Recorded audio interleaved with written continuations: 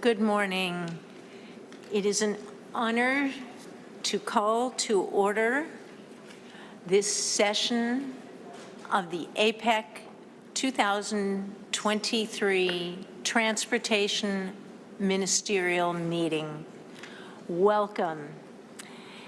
Thank you to the City of Detroit and to the APEC Secretariat for all the work and welcome that's gone into this meeting. It's now my pleasure to introduce our Chair, United States Secretary of Transportation, the Honorable Pete Buttigieg. Mr. Chairman. Well, thank you, Annie. Good morning and welcome. It is a distinct honor and pleasure to welcome all of you to the 11th APEC Transportation Ministers meeting. I want to recognize U.S. APEC Senior Official Matt Murray, APEC Executive Director Tantri Dr. Rebecca Santamaria, the APEC Business Advisory Council represented by Laura Lane, APEC Transportation Working Group Lead Shepherd Jason Hill, and I want to recognize all of my fellow transportation ministers and heads of delegation here today.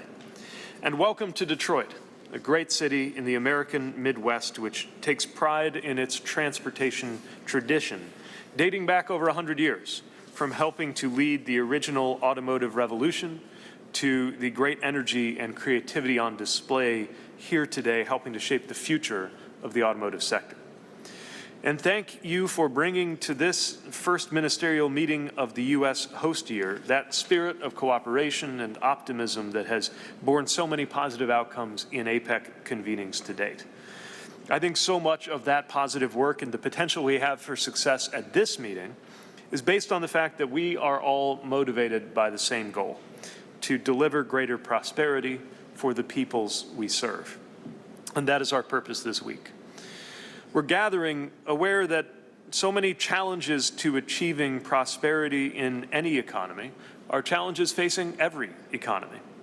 And often such challenges have particularly great impact on the Asia-Pacific region and demonstrate the region's importance.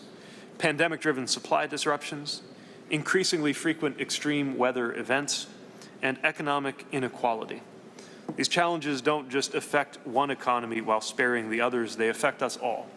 All of us are working to address them, and all of us can benefit from dialogue and relationships as we do so. On the other side of the same coin as the challenges, we find tremendous opportunities ahead for our transportation systems to significantly reduce greenhouse gas emissions, to create good jobs and economic growth that benefits everyone, and to build stronger supply chains. These, too, are often shared opportunities that grow even more promising through dialogue and exchange. I'd like to share a couple of examples of where this work matters. First, supply chains. Many of our economies are continuing to deal with major challenges to global supply chains. Some have been caused by the lingering consequences of COVID. Many have been made far worse because of Russia's unjustified war of aggression against Ukraine.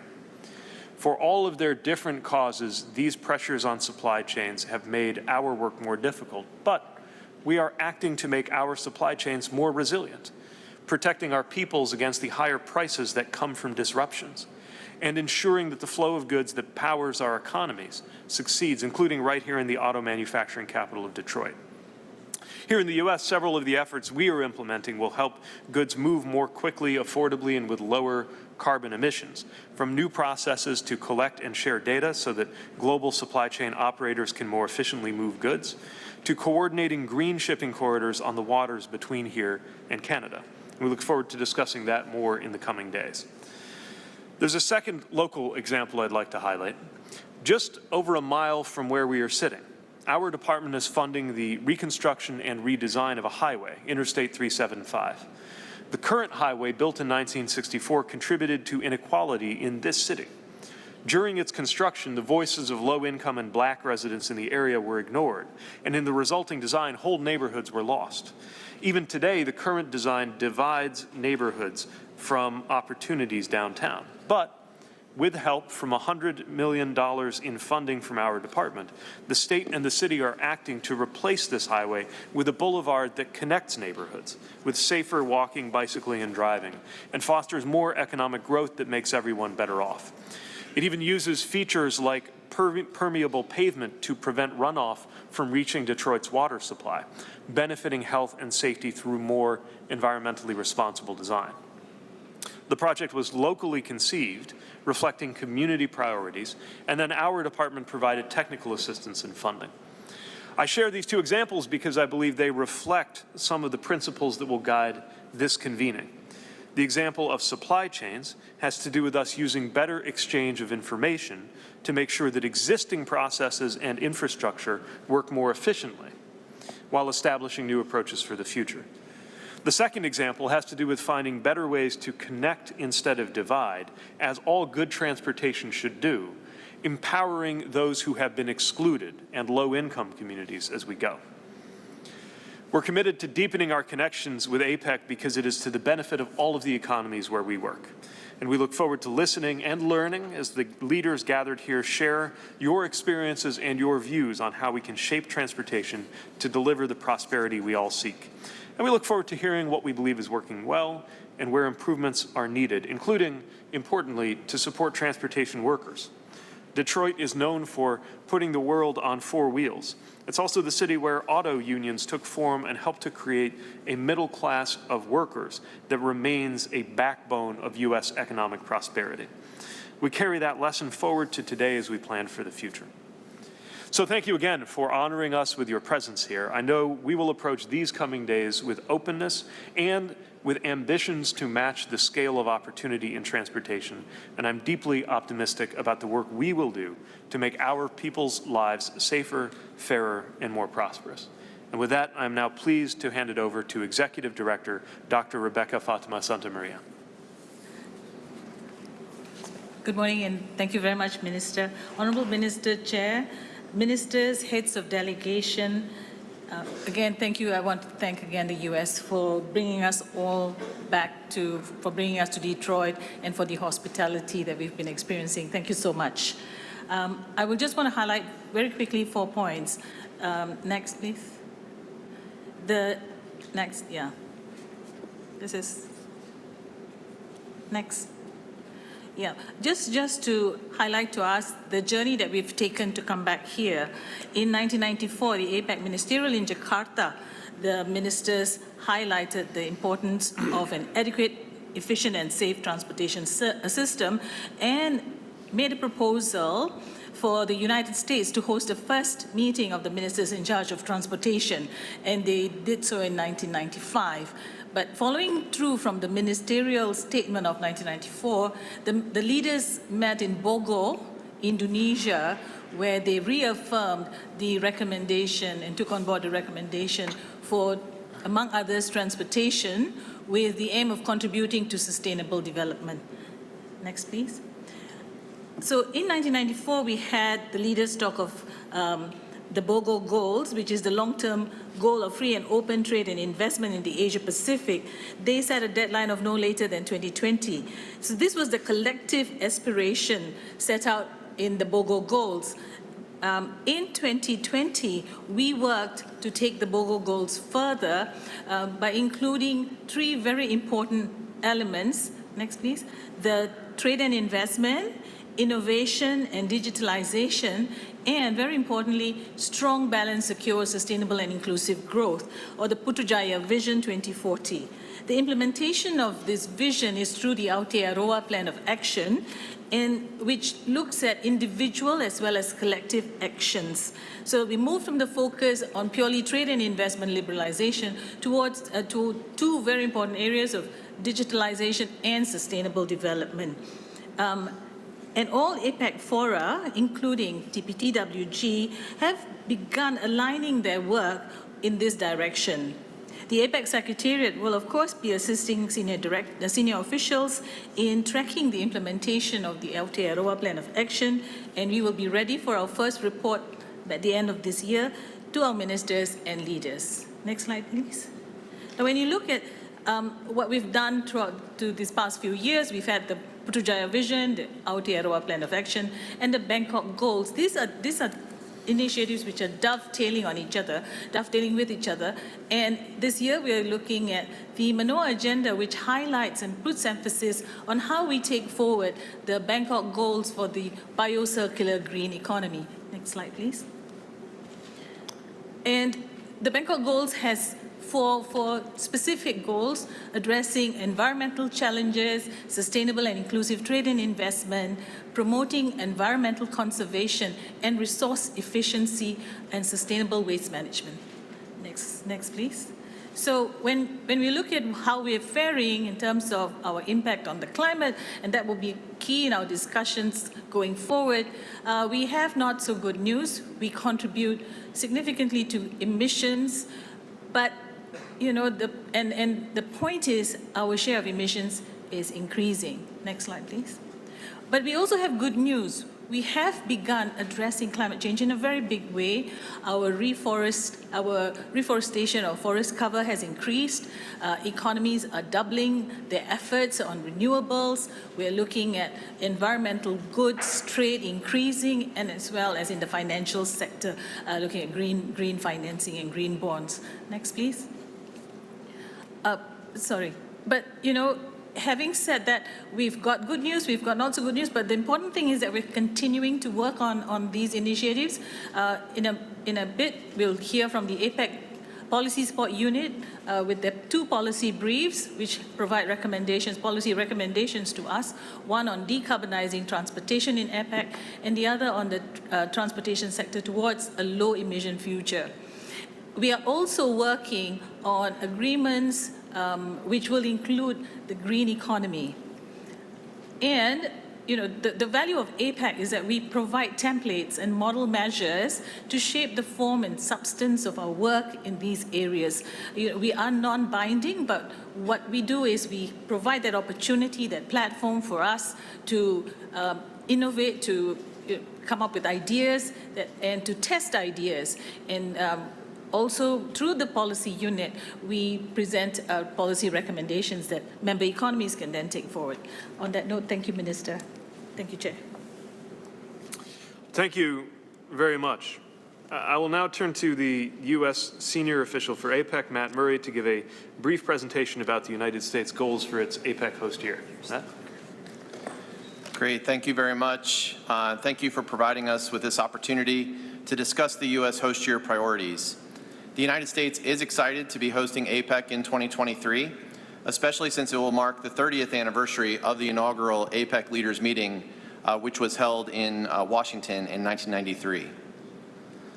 As many of you have seen by now, our U.S. APEC 2023 theme is creating a resilient and sustainable future for all. Our 2023 theme aligns with the Putrajaya Vision's 3 drivers of economic growth, which Dr. Rebecca just outlined: trade and investment, innovation and digitalization, and strong, balanced, secure, sustainable, and inclusive growth, and will help us move towards the implementation of the Aotearoa Plan of Action.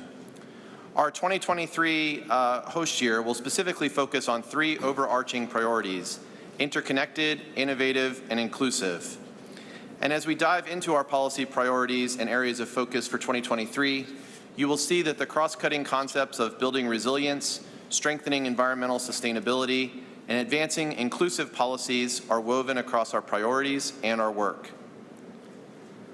Our first policy priority is interconnected, building a resilient and interconnected region that advances broad-based economic prosperity. We believe that creating new connections and strengthening existing ties across the APEC region is at the heart of sustained economic recovery and will be critical for future growth and prosperity in the Asia-Pacific region.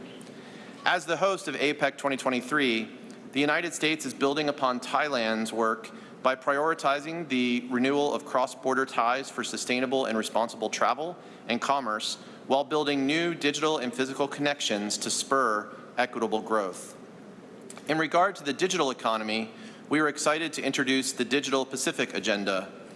The Digital Pacific Agenda supports the implementation of the APEC Internet and Digital Economy Roadmap, agreed to by APEC leaders in 2017 to realize the potential of the Internet and digital economy. The roadmap includes key focus areas such as promoting interoperability, coherence and cooperation of regulatory approaches, and innovation and adoption of enabling technologies, as well as facilitating the free flow of information and data. Through the Digital Pacific Agenda, we aim to expand secure digital access for APEC economies, work with the private sector to bring underserved individuals and small businesses into the digital economy, and establish APEC as an incubator for next-generation digital solutions. Keys to this agenda will be shaping the rules, norms, and standards that govern this sector, expanding secure digital access for consumers and businesses, and supporting the responsible design, development, and deployment of emerging digital technologies. The Digital Pacific Agenda provides specific practical steps to implement established APEC policy goals during the U.S. APEC host year, which supports the goals of the Putrajaya Vision 2040 and collective actions under the Aotearoa Plan of Action. This agenda is also relevant to other APEC frameworks, including the La Serena Roadmap on Women and Inclusive Growth. So we've already begun implementing the Digital Pacific Agenda this year, including through workshops at SOM2 that focused on digital trade policy, e-labeling, copyright, and creativity in the digital economy, and the digitalization of end-to-end supply chains. We are excited to continue these discussions here in Detroit and during Digital Month at SOM3 in Seattle.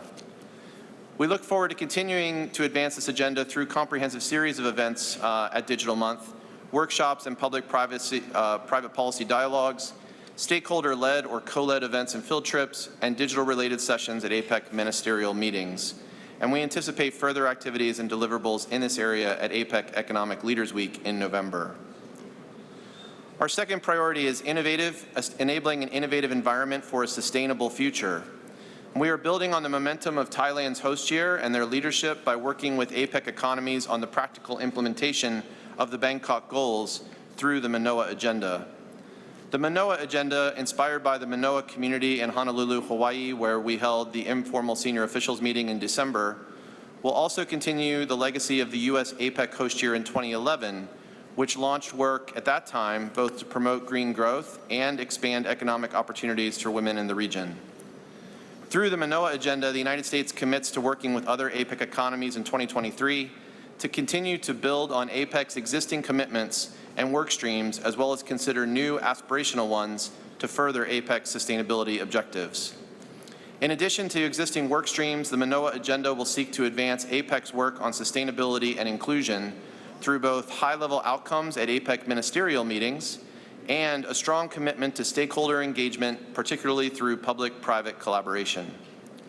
In line with this agenda, we will further address the climate crisis, promote environmental sustainability, reduce disaster and disease risk, improve emergency response, promote the digital economy, enhance digitalization, and foster an enabling business environment, including through structural reform. And we will also advance women in STEM through all of these efforts. Under this priority, we'll continue to work with APEC members to lead work on green recovery and green growth, climate finance, clean energy, food security and agricultural biotechnology, food safety, and combating marine debris. Additionally, we will continue to promote good regulatory practices, competition policy, standards alignment, and anti-corruption efforts. And the United States will continue to lead on digital connectivity through ICT infrastructure development, open network architecture for ICT networks, and advances in international standards and best practices on the digital economy. And our third priority is inclusive, affirming an equitable and inclusive future for all. We recognize that in order to achieve sustained economic growth, we must ensure that all segments of our societies are able to fully participate in and benefit from an increasingly connected and globalized economy. We will work with APEC economies to work towards inclusive growth for workers and those with untapped economic potential, including women, SMEs, and underserved and underrepresented communities. APEC will seek to incorporate gender into discussions of the importance of equity and inclusion in agriculture, customs, e-commerce, structural reform, transportation, trade, the future of work, and health as a driver for growth. And we will continue to promote workforce development and education, elevate worker voices across the APEC agenda, and support underserved communities through making choices in trade policy which value inclusivity. So here you will see our latest notional calendar. We're excited to host all of you here in Detroit this week and next week. And next we will host the second senior officials meeting and related meetings, along with, of course, the Transportation Ministerial today and tomorrow, and the ministers responsible for trade meeting in Detroit next week. The third senior officials meeting and related meetings will take place in Seattle from July 29th to August 21st. And as you can see, there will be another 6 ministerial meetings held there. And lastly, from November 11 to 17, the United States is very excited to host APEC Economic Leaders Week in San Francisco, where President Biden will host leaders, as well as we'll have the APEC Ministerial Meeting and Finance Ministers Meeting and concluding Senior Officials Meeting. So again, I'd like to thank everyone for the opportunity this morning to brief you on the U.S. APEC Host Year priorities. I would emphasize that everything that's happening in the Transportation Ministerial over the next couple of days is really central to what we're hoping to achieve in our APEC Host Year, and we're very grateful to all of you for having made the trip to Detroit. And thank you, Chair. I pass it back to you. Thank you very much, Matt. Now we will hear a presentation from Laura Lane, representing the APEC Business Advisory Council. Ms. Lane is also Executive Vice President at UPS. Laura? Thank you, Secretary Buttigieg. And thank you to all the APEC ministers, ladies and gentlemen, for giving me the opportunity to represent the important work that APEC is doing. I want to welcome you to Detroit as well, and I want to underscore how important this meeting is for helping us to advance important issues that will allow us to facilitate trade, connect communities, create value, innovation, and great jobs that are so important and part of us realizing the Putrajaya vision by 2040. But on a very personal note, I look at all of you and I want to say thank you. Thank you for having taken our calls. Thank you to the staff that sit behind you. When the COVID crisis broke, we made calls to all of you and you answered. You declared the transport sector people essential. You helped us solve all of the cross-border and customs issues that could have stopped us from being able to deliver critical PPE and vaccines. And together, we helped deliver hope with all of you. And I wanted to personally thank you from our company and all the companies that are part of the transport sector. We showed what great partnership can deliver when it mattered most. And all of you are such an important part of that partnership. So thank you. We've tabled for your consideration ABAC's letter to transport ministers, and allow me to share some of the important recommendations that we included in them. First, on connectivity and supply chain resilience. When you think about the COVID crisis, we experienced so many disruptions in supply chains, and we realized so many important lessons from those disruptions. We, in the letter, have reinforced the importance of allowing the efficient transport of goods, and most importantly, the need to have resilience built back in so that we can respond and recover from future disruptions. We're proposing in the letter that we establish a regional cooperation mechanism, and through that, an open dialogue with business to address potential bottlenecks as they emerge, so that policy responses can support true business continuity and allow for cross-border movement of essential goods, services, and I would underscore, most importantly, people, because it's the people who flew the planes, the people who drove the trucks, the people who are part of the ships moving the goods that form the backbone for a lot of the trade movements.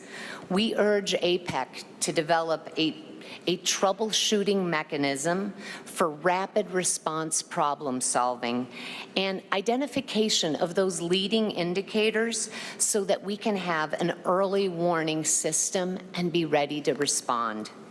One of the key insights from ABEC's work on supply chain resilience is that the physical infrastructure really matters for fulfillment, cross-border clearance, and delivery, just so that you could keep up with the deliveries of goods. We know that digitization and automation in the transport sector can unblock so many of the disruptions that we experienced early on. And so we're calling on you to support new visibility, optimization of transport networks, and an effort to really unlock additional efficiency in supply chains. That additional efficiency, by the way, will also inure to our benefit when we're trying to advance our sustainability agendas.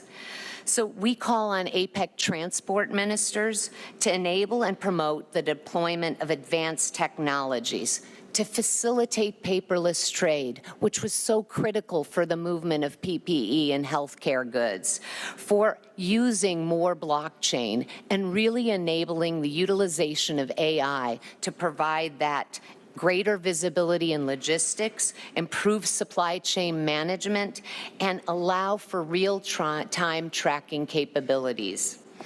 APEC has been working on strengthening its physical connectivity for so many years, but we recommend renewed focus on this in order to be able to address some of the gaps that we saw during the pandemic. We call on APEC to do more to support private sector investment in existing and new infrastructure, and to really accelerate the liberalization of cross-border air, maritime, rail, road, and multimodal transportation services to really facilitate the greater flexibility, access, and linkages for supply chains. And I really look forward to talking more about the importance of supply chain resilience during our next session. But then turning to climate change, one of the most important issues of our time. There is so much that the transportation sector can continue to do to reduce the region's greenhouse gases. We know as a sector we are a significant contributor to the rise in CO2 emissions, but we also recognize we have a huge responsibility and capability to help address them.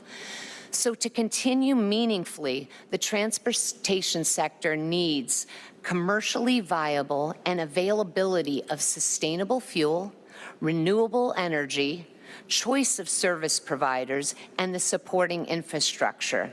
So in our letter, we call on APEC transport ministers to establish the ecosystem and promote an enabling environment that will encourage wider adoption of greener transportation solutions.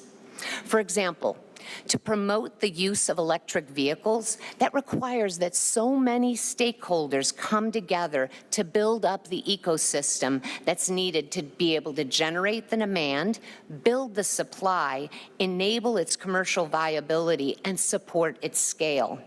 EVs without clean energy charging infrastructure do us no good, and batteries, after they reach their shelf lives, need to be recycled. The cost of owning EVs is also just too high. But if we work together, I know we can resolve all of those problems.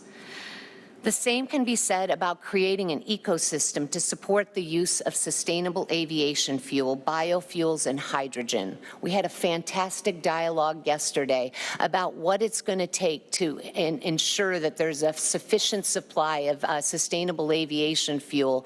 We need to build on all of the ideas that were discussed and ensure they become part of what all of our countries collectively do together to advance sustainable aviation. Importantly, to establish scale, we need APEC to coordinate on regulations and standards for these fuels and technologies so that the transportation sector can make them a part of how we deliver every day. Finally, on inclusion. Businesses in the transportation sector recognize the importance of promoting diversity in our organizations so that we can benefit from a broader talent pool. We commit to working with the Transportation Working Group to advance women's economic empowerment and promote women's access to transportation careers.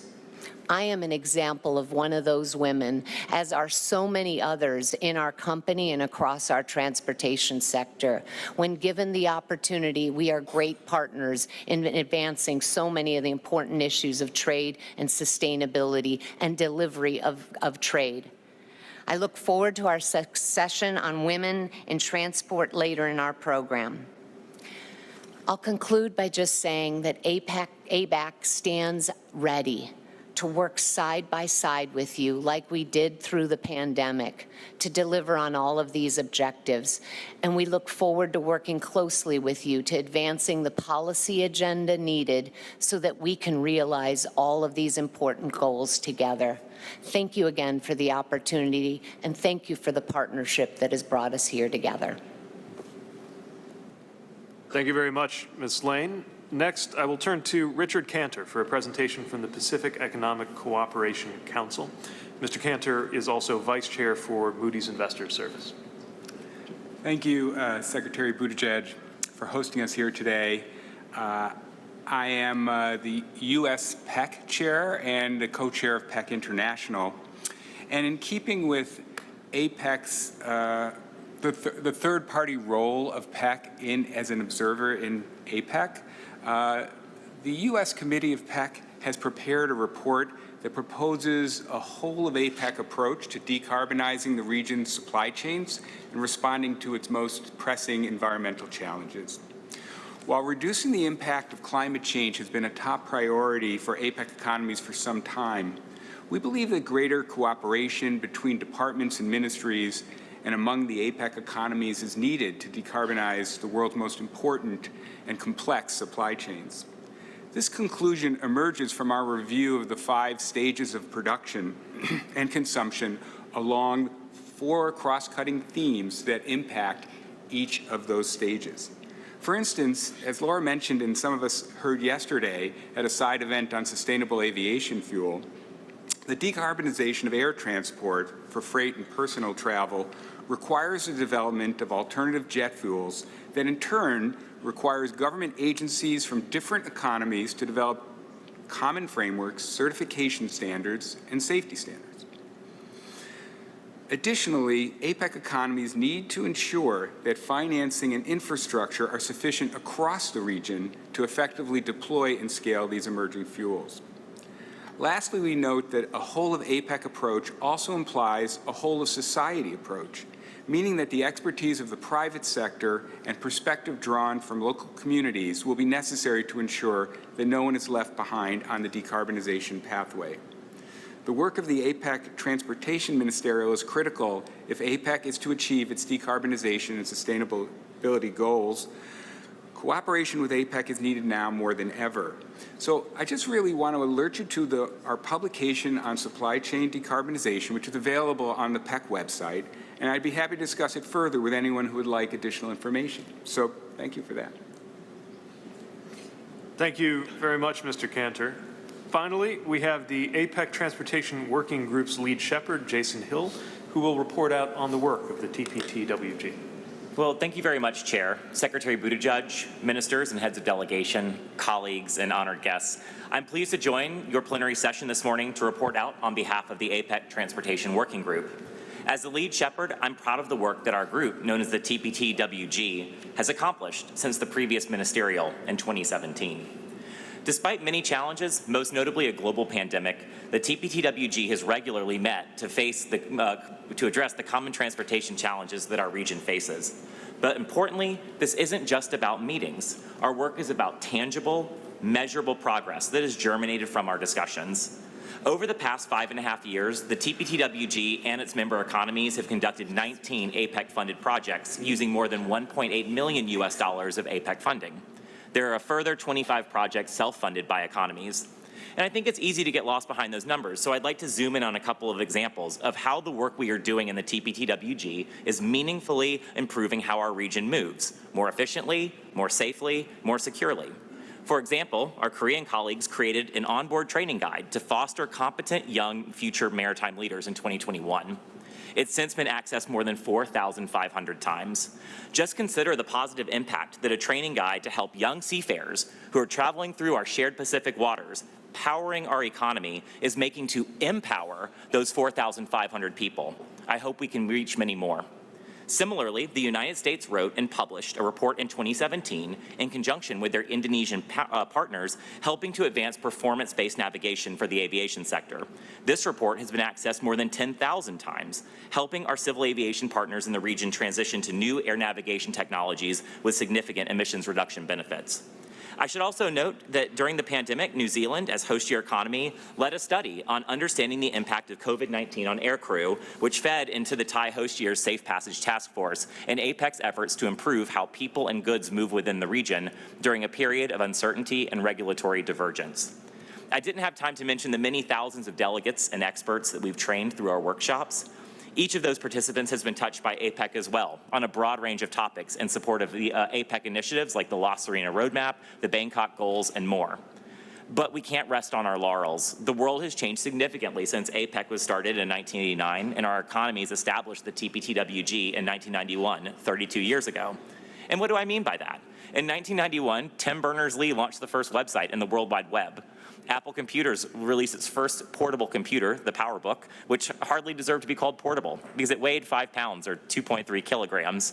This phone in my hand weighs just 174 grams and has the memory and processing power several orders of magnitude greater than that PowerBook from 1991. So progress isn't just measured in phones and computers, though. It's measured in how we book our air tickets, how companies move cargo, how we pay for our transit fares, how we make our transportation safer, and how we plan our journeys, move our products, and so on and so forth. So simply put, the pace of change is rapid, and we as a transportation working group are aligning ourselves to meet that change. For starters, at the onset of the COVID-19 pandemic, I'm proud we were one of the first APEC groups to transition to fully virtual meetings. This is no small order, considering that our region spans nearly half the world's time zones. These virtual meetings also enabled economies that have not regularly participated in our in-person meetings to come back to us and re-engage. But more, we embarked on a comprehensive reform effort that streamlined our group by reducing the overall number of leadership positions, adding more virtual intersessional meetings, and focusing our group on regularly changing themes. I'm proud to report that this reform effort received endorsement by all the member economies. Because of these streamlining efforts, our group is able to focus on new and emerging challenges to better meet the transportation needs of our economies individually and the region commonly. In our most recent year's discussions, we've agreed on policy themes that are centered around topics such as unmanned aerial systems and how economies can prepare for a pilotless future in aviation, improving accessibility and inclusivity in new and emerging transportation technologies, smart, resilient, low and zero emissions transport, and finally, new and emerging smart and sustainable maritime services. The best part of these themes, though, and the ones that are yet to come, is that they change yearly. So our member economies have the flexibility to propose new themes as well as when our group's priorities change. And they're also deeply informed by our broader goals in APEC, such as efforts on gender inclusion, where we have the APEC Women in Transportation Initiative, which was launched in 2011, the last time the U.S. hosted. So I was very heartened when my colleague from APEC mentioned the importance of gender, because these types of projects that link with transportation are critically important to the work of the TPTWG. So we've created a more dynamic TPTWG, but we still recognize there's more work to do, and we need our ministers around the table and your ministry's help to make this, help us accomplish this mission. Primarily, it's still very difficult to find economies willing to host our working level meetings. In the past 10 years, only about half, or 12 members, have played host to a TPTWG or a TMM. So I'm looking at 9 economies around the room that need to step forward and agree to host our next TPTWG. So we really need one later this year, and so I hope that one of you will step forward in the coming days and help provide a home for our working level discussions. We also, well, I guess I should just say, we most of all thank our colleagues around the table, our ministers. So in conclusion, I would like to share my excitement for the work that we are doing as a TPTWG. I'm proud of the work that we've achieved and the work we are yet to achieve. So to reiterate what I said at the beginning, the pace of change is ever quickening, but I believe that with your support, we will be well positioned to face it, to share our lessons, our insights, and even the mistakes that we make with each other, and to be a positive force to advance the Putrajaya Vision 2040's goal of an open, dynamic, resilient, and peaceful Asia-Pacific community by enabling the transportation networks that underpin it all. So thank you again for your attention, and I return the floor to the chair.